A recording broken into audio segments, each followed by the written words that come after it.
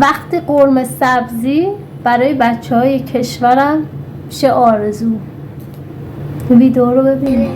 برنج چی؟ خورش مثلا چه غذایی؟ بعد یه عده‌ای میان میشینن تو برنامه به اصطلاح رک جوک تعریف میکنن.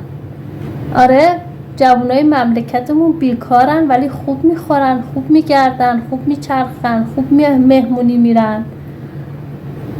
میخوام بپرسن از کجا پول در میارن که خوب میچرخن؟ خجالت نمیکشین میشینین از درد مردم برای خودتون جوک تعریف میکنین به هم دیگه میگین؟ جمع کنین بابا.